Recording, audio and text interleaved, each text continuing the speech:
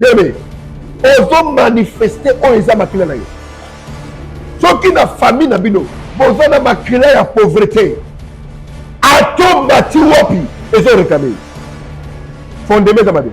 Nalukaka papa bana na ye na mboka oyo nazo travailler nazwaka mokanda te. Nasali 23 ans sans papier. Ozobunda po makila eza mabe. Makila eza mabe. Raisonnez malamu. La réalité familiale, comment on que Oza a besoin de délivrance. Oza a besoin de délivrance. Oza a besoin de délivrance. La délivrance est obligatoire. Yo na makila ya pauvreté papa. Yo komi combattant. On peut connaître la rétrogradation. Ceux qui ont traité les kabouya makila famille de malamu te. Bien aimé écoutez. Ekobenda. Bibolo biboyi na bandeli yango. Comment d'un être souillé sortira-t-il un être pur? Un homme souillé peut engendrer que des hommes souillés. Ce qu'on a papa la maison Ndoki. On lingo ligate, Ozana Makila Kindoki, Obotamina Kindoki. Beaucoup de gens aujourd'hui sont en train de prier, mais ils négligent leurs sources. Au lieu de la délivrance à célibat, célibat Koya, de stérilité. Mais ils ont l'origine, Nabino. Ils ont la bateau belé. Ils ont la sorcellerie inconscient pour la makila. Papa Zandoki, Maman Zandoki. Son moutamala Bambandeni. On va remarquer Abraham, analysons Abraham. Térak, un grand occultiste de l'époque. Abraham Mouanaï. Nous avons bien Abraham. Comment on a quatre Abraham? Qu'est-ce qu'on a trouvé? La stérilité. Ce n'était pas Sarah qui était stérile. C'était Abraham qui était stérile. Regardez. Ce n'était pas Rebecca qui était stérile. C'était Isaac. Moi, si nous avions au bout en été, et elle doit. Est-ce que Rebecca n'a Sarah ma famille? Est-ce que Rachel n'a Rebecca ma famille? Le sang vous gère. Le sang vous gère. Si tu ne traites pas en conséquence le problème du sang de la famille, il y aura beaucoup de conséquences néfastes. Quand les fondements sont mauvais, que sera légitime? Comment d'un être tué sortira-t-il un homme pur? Il n'en sortira aucun. Famille de mes amis. Oh, on a un sikoy. Toi, tu es là pour qu'on Noki. Oh, maman, on a Noki. Oh, sa voisine Noki. Non, non, non, non. Zonga l'origine, zonga la source. Le séjour de la ville est bon. J'habite France. Je suis au Canada. Je suis en Belgique. Je suis aux États-Unis. Je suis en Australie. J'habite Écosse. Je suis en Norvège. Je suis en Londres. Tu manges bien. Le social est assuré. Mais ta source. Le séjour de la ville est bon. Mais les eaux est amères. Et la terre est stérile. Mbote bandeko bana mokimo mbazali ngai apôtre Gédéon Kaembi AGK prophète lelo dont les choses marchent. Na elebino bonne nouvelle.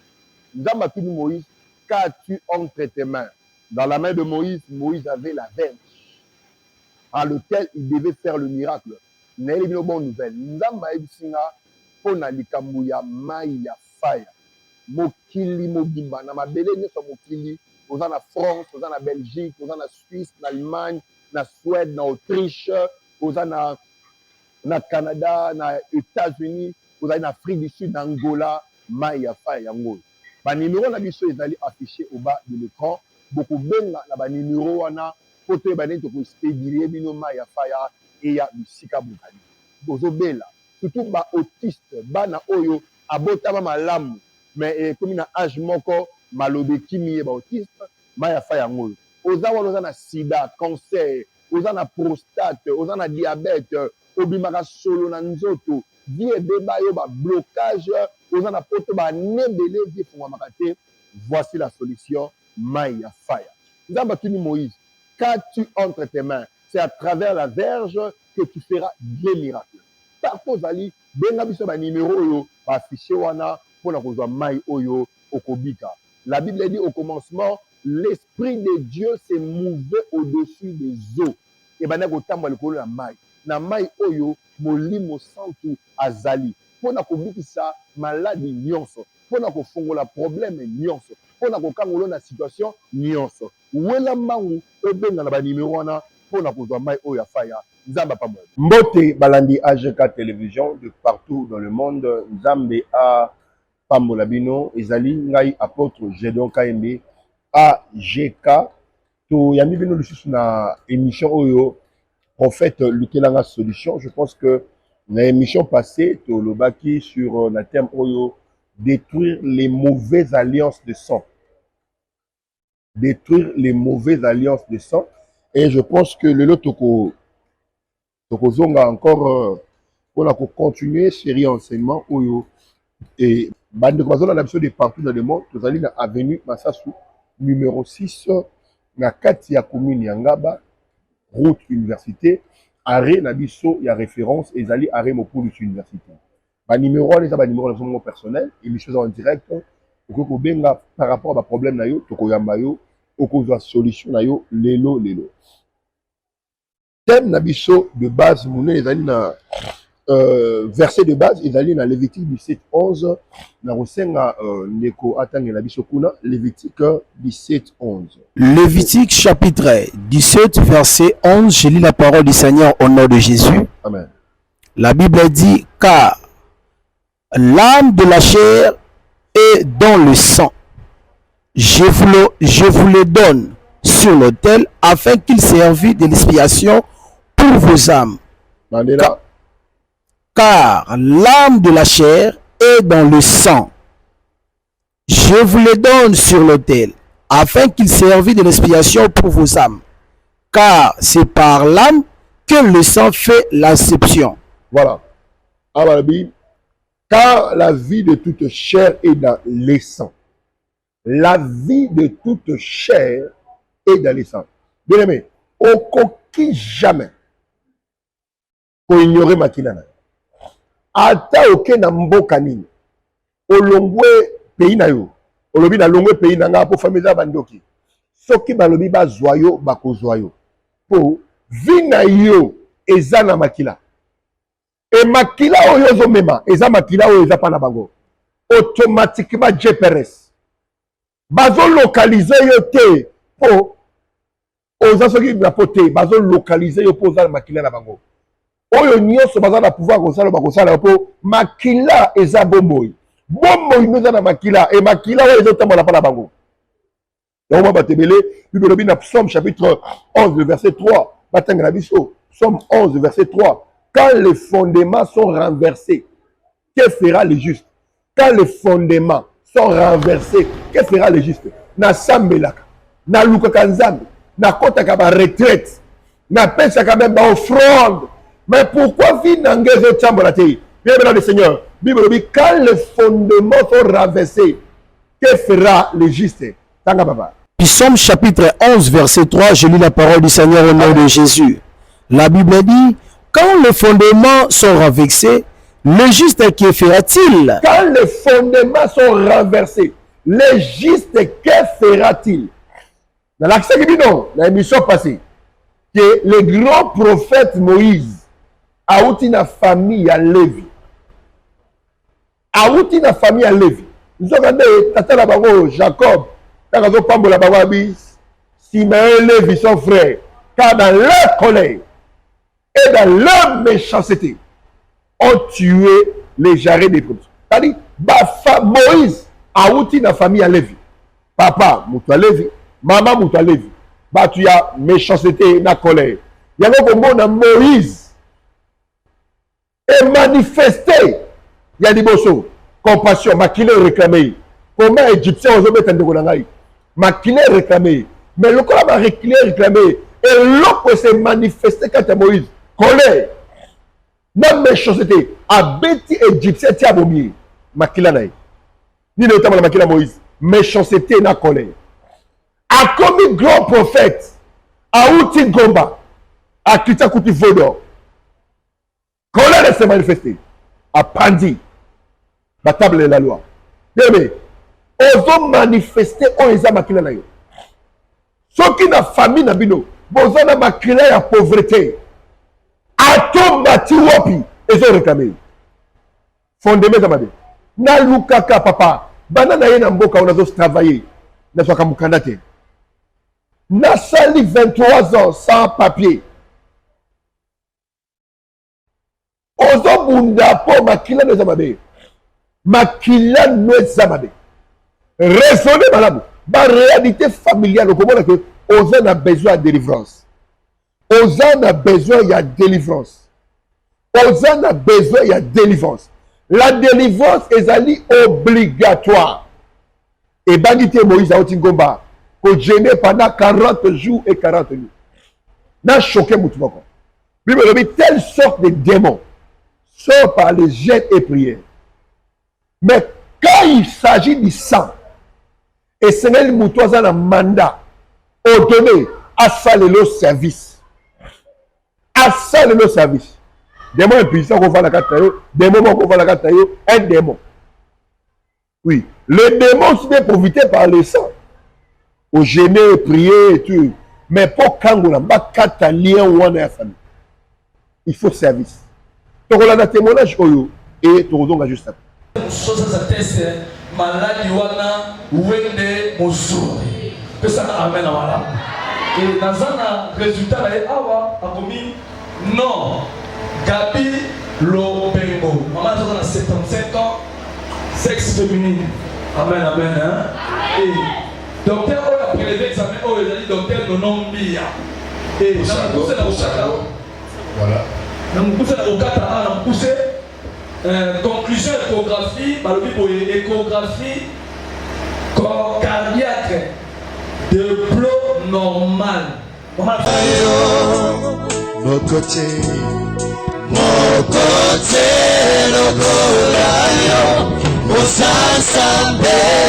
tu es Dieu. Mon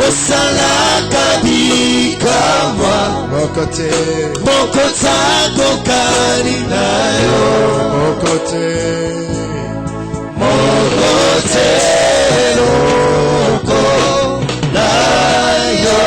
tu es Dieu, tu opères de miracles. Jésus, il est comparable à toi. Il est comparable à toi, car tu es Dieu. Seigneur, tu fais des miracles. Il est comparable à toi. Il est comparable à toi. Au salaki teste wapi na hôpital ni. Hein? Dans les meetings. Change hôpital. Lobby. Vous faut combien pour l'examen? 5 awa. Examen kuna. Eh, basaraki nano yo. Zonga lobby. Soit change hôpital. Ça le même test. Motema na yo ezaka kovimba ezongi normal. Amen. Na cause na yo lobby na témoignage. Mettez la kolo maboko. Jésus. Gloire à Dieu, gloire à Dieu. Motema ya kovimba. OK. C'est comme dit ça. Non bakaninga ina kiei échographie. Oui. Et na monika ba kisi bazo pesa ngai de t-shirt na yoki awa na sasa kana dress maka kwa hiyo tule kwa hiyo mana ya. Nakuta pena ndo. Oya kia na moni.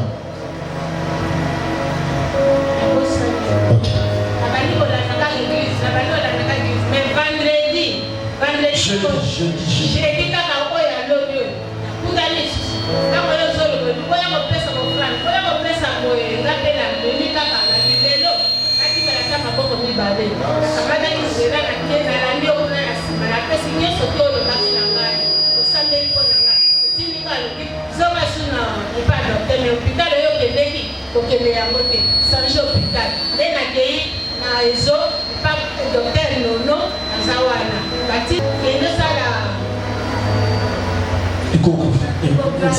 échographie na kei susu échographie parce que bon na koti na mati na loboni bilamba batali docteur wana komia komine réponse na bango pesa bate tiaka na kati ya mbilo balobi mama kamata réponse na yo soma yango pa docteur oyo atindi yo awa opesa ye bape na kei na yango pa docteur nono lobi atali oui, maman, merci. Mais, maladie, oh, il y a mon thème. Docteur, échographie, à mon avis, l'homme, général, Doppler, ECG, donc, volume à mon Oui, oui. un problème des abos vimba, abos de radio, ECG, à taille des améliations, ma bête répond une dimension montée des ans normales, Doppler normal, normal. Nyonso normal. Nyonso normal. Nyonso normal. Nyonso normal. Nyonso Gloire à Dieu, gloire à Dieu. Et ça, les magasins, la tabernacle à changement, dans l'avenue Massassou numéro 6, arrêt de référence, Ezali, arrêt Mopulu, université, pour quitter la partie à Kianza, autour d'arrêt Mopulu, pour quitter la Romponga, autour d'arrêt Mopulu, avenue Ezali, Massassou numéro 6. Job chapitre 14, le verset 4. Job chapitre 14, le verset 4. Je lis la parole du Seigneur au nom de Jésus. Amen. La Bible dit, comment d'un être souillé peut-il sortir un homme pur? Il ne peut sortir aucun. Comment d'un être souillé sortira un homme pur? Il n'en peut sortir aucun. Yo dans makila ya pauvreté, papa. Yo comme combattant. On peut connaître la rétrogradation. Ceux qui ont traité les cambios makila, famille de malabouté. Bien aimé, écoutez. Écoutez, Bible Bible, na bandeli yango. Comment d'un être souillé sortira-t-il un être pur? Un homme souillé peut engendrer que des hommes souillés. Ce qu'on a papa la maison ndoki. On lingo ligate, ozana makila kindoki, obotamina kindoki. Beaucoup de gens aujourd'hui sont en train de prier, mais ils négligent leurs sources. On a délivrance à célibat, célibat poya, toute stérilité. Mais ils ont l'origine, Nabino. Dans la famille Nabino. La réalité ni spirituelle de la famille. Bandela papa, bandela. Job chapitre 14, verset 4, la Bible dit, comment d'un être souillé sortira-t-il un homme pur? Il ne peut sortir aucun. Nenge nini, mutu oyo ya mbindo. Ako bimisa mutu ya peto. Ako bimate. Nene ni famille ki ndoki. Eko bimisa mutu ya malam. Ako kozala. Mais azape ye mabe. Oh, bango tu bazaka bandoki mais ya sam non. Makilo de tambola kati na ye wana eza makila kindoki. Libele melisa ye wana eza libele ya kindoki. Donc mama za ndoki yo belu poza na kindoki na kati. Eza na bato ebele. Baza na ba sorcellerie inconscient pour na makila. Papa za ndoki, mama za ndoki. So mutamala ba mbandeni. On remarque Abraham, analysons Abraham. Kérak, un grand occultiste de l'époque. Abraham Moanaï. Nous avons bien Abraham. Tout le monde a Abraham. Qu'est-ce qu'on a trouvé? La stérilité. Ce n'était pas Sarah qui était stérile. C'était Abraham qui était stérile. Regardez. Ce n'était pas Rebecca qui était stérile. C'était Isaac. Moi, si nous avions au bout en été, et la loi. Est-ce que Rebecca n'a Sarah ma famille? Est-ce que Rachel n'a Rebecca ma famille?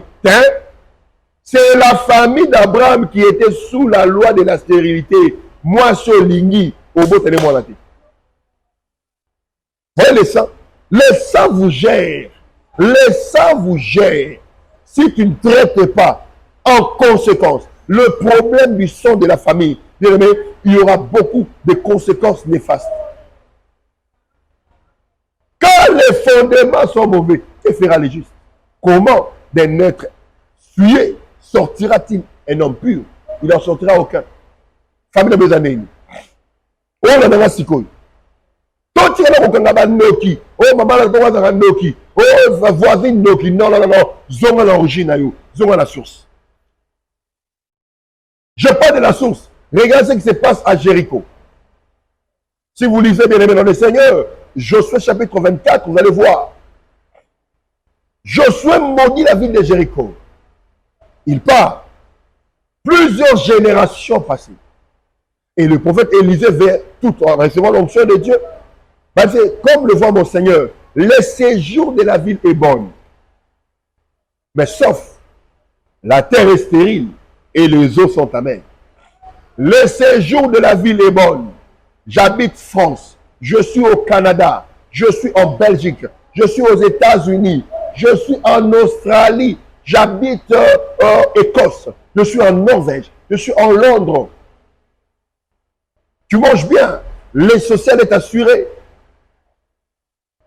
Mais ta source, le séjour de la ville est bon, mais les eaux est amères et la terre est stérile.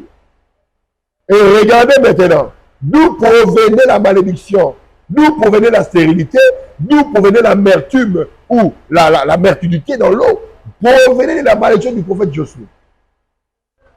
Allez-y, comprendre, bien aimé. Ce que la délai source à ma communauté, au cause de la caca problème. Tu seras de pasteur en pasteur, de prophète en prophète. Or, bien aimé dans le Seigneur, tu as besoin de la délivrance. Tu as besoin de la délivrance. Et tu dois passer au cure d'âme. L'homme va réellement dans la famille d'Abino. L'homme va comme Oyo Sala. Comment tu veux qu'on prophétise pour toi les choses que tu connais toi-même? La vie que tu as fait, tu connais que tu as fait ça. Il y a un peu de kangayo. Au lieu que dans la famille d'Abino, maintenant tu veux que les prophètes viennent te dire. Au lieu de chercher la délivrance. Au lieu de chercher la délivrance, toi tu cherches la prophétie. Oui, la prophétie sous forme d'orientation. Mais pas la prophétie sous forme de voyeurisme ou voyance. Pas Bicolayo. Pas Bicolayo, pas Bicolayo. Vous avez dit que la famille de Toba l'a raté. Vous avez dit que la famille de Toba l'a raté. Vous avez dit que la famille d'Abino. Quand tu viens chez un prophète, Loba, Likamunayo, Likama famille Nayo, Likambayo Komelayo, l'homme de Dieu peut t'aider par l'orientation. C'est ça la consultation prophétique. Quand vous allez à l'hôpital, le médecin vous pose des questions, il prend note. Vous vous sentez comment? Qu'est-ce qui se passe? Et avec cela, le médecin fera la résumé, il vous enverra les examens. Mais déjà, il a dit que les symptômes, et leur hôtel, il a dit symptômes et leur hôtel, tel. Mais, laboratoire, et sa vie sur confirmation, voit le rôle de la prophétie. Voit le rôle de la prophétie. Dans le sein de Jonathan Ilunga, dans Régie Kuna, après cette séquence prophétique, et bon, on va juste après. 3 fois. J'entends un nom de Michel dans mes oreilles. Papa, ça va Michel dans ma Michel Timba. Michel ou Michel. S'il est là qui vient vite. Pendant que j'en ai parlé, le Seigneur est en train de me dire qu'il doit beaucoup prier. Parce qu'on a ensorcelé sa femme. Frère, tu dois beaucoup prier. Je vois une forme de la sorcellerie. Une sorcellerie inconsciente dans la vie de ta femme. Pendant que je parle ici, tu constateras que tout ce que tu fais ne marche pas. Le Seigneur m'a dit, la cible, c'est ta femme. On l'a ensorcelée, mais elle est inconsciente. La sorcellerie inconsciente est plus dangereuse que la sorcellerie consciente. Il y a beaucoup de gens qui ont ça le matin. Il y a un mois sur la scène. Avance, prophète. Il y a un mois sur la scène. Avance, prophète. L'homme amène 3 fois, come on. Pèse à moi. Araba Shebro. Olingo Kango là-bas. Bonjour.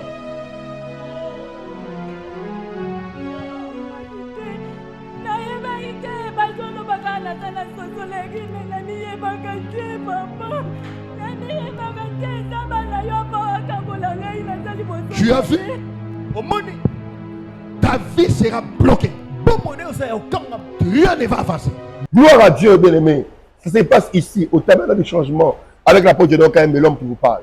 Bien-aimé dans le Seigneur, il est important. On est en train de dire, bien-aimé, ton origine, comment un homme souillé, comment la famille Yakindoki, comment la famille Zanaloa Kinumba, et parler David, tout est Jida.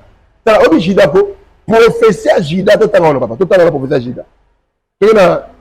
Genèse 49. Genèse 49. Genèse chapitre 49, verset 1er. Et je commence par le verset 2 et je descends au nom de Jésus. La Bible dit, rassemblez-vous et écoutez, fils de Jacob. Écoutez Israël, votre père.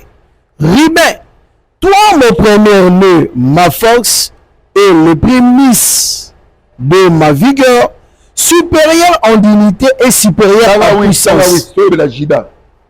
8. Juda, tu recevras les hommages de tes frères. Ta main sera sur la nuque de tes ennemis. Le fils de ton père se prosterneront devant toi. Juda est un jeune lion. Tu reviens du carnage. Mon fils, il ploie les genoux, il se couche comme un lion, comme une lionne qui le fera lever. Dans la prophétie à Juda. Mais Juda c'est le kobo. Ake ça le kobo et kobo on est où tu as kindu batata naï. Involontairement Jacob alingaka ba la basimbali. Parce que hôtel Abraham, avant basani, abotana basimi bali. Et raté Isaac et localisé sur Jacob indépendamment de sa volonté. Makila. Parce que Era est sauté. Et il n'y a pas Juda. Pas Juda. Et bien, comment Juda sali, Abimina, belle fille, Tamar. Vous voyez déjà qu'il nous a Makila. Makila. Et comme, vous avez dit polygamie. Et quitter comme inceste. Et dans la forme, il y a péché sexuel. Les sous, il y a sexe. Mais côté qu'on a que papa, ça va pas s'imballer. Côté ce que sauter. Parce que la base s'imballer, tu m'as moi si, il y a moi là. Le péché de sexe. Donc, la Makila Abraham. Vous avez la Makila Abraham. Et Kobo, Meke. Au papa, on a compris la tête. Attends, à 5 ans, on lit ici. Attends, à tout beli. D'après, il y a un Kobo. Et à Makila. Juda. Juda. C'est le Genèse 38, 12 à 19. Juda coupé na tama moi la kasa bimine. Genèse 38, 19. Banana 12. On va sauter. 12 à 19. Genèse chapitre 38, verset 12 à 19. La Bible dit, les jours s'écoulèrent et la fille de Shua, femme de Juda, mourut. Lorsque Juda fut consolé, il monta à Timina, vers ce qui tombait ses brebis. Lui et son ami Ira, Adilamite, on informa à Tamar et on lui dit, voici ton beau-père qui montait à Timina pour tondre ses brebis. Alors elle ôta ses habits de veuve et elle couvrait d'un voile et s'enveloppa et s'en alla assis à l'entrée de Naïm sur le chemin de Timina, car elle voyait que cela était devenu grand, qu'elle ne lui était point donnée pour femme. Juda la vit et l'a pris pour une prostituée parce qu'elle avait couvert son visage. Juda l'a vue. Elle l'a pris comme une prostituée. On a fait pour ça que non. On a une belle fille naïe. Avec la chaîne à cola. Le roi chaîne à cola, cola au peu ça y est. Aïe lui. Et Juda a tué belle fille naïe zen. Écoutez, c'est le sang. Ce qu'on traite makila no malamute. On traite makambuya makila fa malamute de wanangai. Tala makila. Le sang donne des ressemblances. Bokokana poani. O akokana yana ye makilat. Ba mitunde mo. O mabutu bana no boboti, amoko balwande na yo. Makilat. Le sang vous forme. Écoutez, le sang a la puissance de former certaines choses dans votre vie. Ça vous impose des réalités. Sauf que détruit fondation sur ces gars makilat bien-aimé et ça passe. Et ça passe. Toquez la Juda. David, moi, la Juda. 2 Samuel chapitre 11, verset 2 à 4.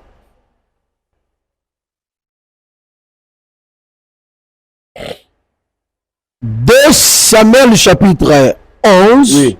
versets 2 à 4. La parole de Dieu dit: un soir, David se leva de sa couche. Comme il promenait sur le toit de la maison royale, il aperçut de là une femme qui se baignait et qui était très belle de figure. David fit demander qui était cette femme, et on lui dit: n'est-ce pas Bathsheba, fille d'Eliam, femme d'Uri, et elle est tienne? Et David envoya des gens pour la chercher. Elle vint vers lui et il coucha avec elle. Après être purifiée de sa souillure, elle retourna dans sa maison. Oboni. Tala koko David, Jida. Le même procédure. Donc, bah, on l'unique à moi si vous malamo, moi, bah, lelo n'est pas. Donc, à Zio, dans malamo, pa. Donc, aussi, là, et bon, la Jida, le même procédure. David, le même procédure. Donc, Makila, Jida, wana. Ils ont dit Makila est comme. Et ben, dans cette prophétie, aux Nicolas Moutou, il y a Jida. Et ben, dans cette onction royale, où est Nicolas David? Ok, moi, la David, c'est quoi? Amon. Amon, awa. Avec le Bibana, ne connaît pas à moi si. 2 Samuel chapitre 13. Et ça, longue histoire. 1 à 28. Maintenant, on sera le verset, le verset 28. 2 Samuel 13, 28. Au Balina 1, au sauté, au Kénoga Bongo, 28. 2 Samuel chapitre 13, verset 1 jusqu'à 28, mais je commence par 1 et puis je saute. Oui. La Bible dit: après cela, voici ce qui est arrivé à Absalom, fils de David, avait une sœur qui était belle, qui s'appelait Tamar. Et à mon fils de David, Emma. N'a sauté. 28. Absalom resta 3 ans à Girsha, et où il était allé après avoir pris la fuite. Oui. Le roi David cessa de poursuivre Absalom car il était consolé de la mort de Amon. Voilà. Hey, papa, dans la famille, Judas a vu belle fille. David a vu moi sabat. Le roi Makila m'a écrit comme Binuma et Krotinanda. Moi, David, Abimina Ndekonaï Moko. David a bomi Mobali à Beersheba. Absalom a bomi Ndekonaï. Dans la famille à David, à part les Kobo, merde, bazaba sans froid, bazaba sans chaud, ba criminel, ba bomi. Makila. Problème sur ça, le de Rolanga, on a besoin de délivrance. Tu as besoin de la délivrance. Tu as besoin de la délivrance. Je pense que Olanda délivrance, mais tout à l'heure on a le sous. Il y a des quoi qui pointe noir, aïe, ba benga na liba la maison kande, makila na babaza batuya, ba bunda kana ba beta kamibali. Et mobile tellement même pour bête l'équipe mobile la benga na ndako. Botala, tout juste. Oche wapi? Hein? Asa la pointe noire. Tu connais Oche na pointe noire. Oche wapi?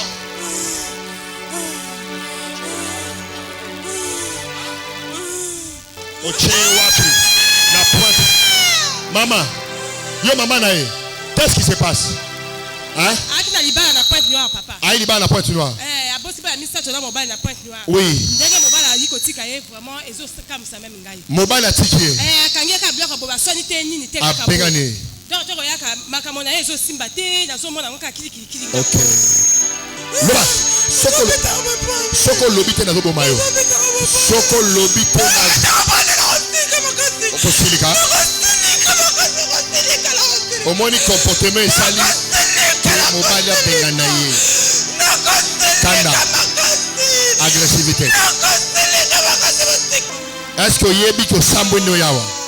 Mission na yo na bomi angolelo. Allez fire. Fire. Bima. Tala miso. C'est démoniaque ça. Au moment où que milimo mabe bato supporter. Tala miso. Sors. Nous allons d'embo. Okosale lokote. Na détruire yo. Na libérer moi la moitié. Na libérer. Kufa malamu kufa. Nabomi yo kufa libéré. Libéré ye, libala neza la restaurer. Libala na yeza la restaurer. Allez, biba. Biba. Sors. Kay.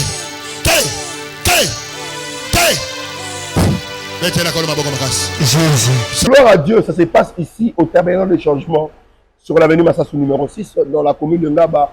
Notre arrêt de référence, l'arrêt Boukoulou sur Université. Vous êtes en train de voir, bien aimé dans le Seigneur, les mauvaises alliances des sangs. Bien aimé, les mauvaises alliances des sangs. Il y a une partie négative.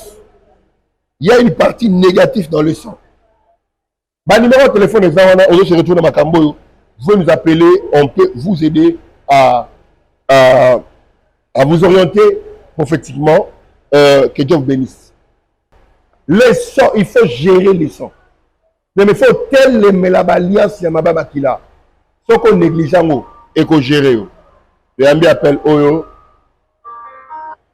Allô? Bonjour papa. Allô, bonjour madame. Vous êtes parti à Wapi? Je suis en Espagne papa. Vous êtes en Espagne, oui, dans le cas. Je suis en lundi élection na yo. Elengaki musunganga na zo batini on sala arba na ya kaki Espagne o efimbate. Maman, le plus grand problème faut bon de la mingi makasi, Seigneur d'hôtel sanga bandoto na yo.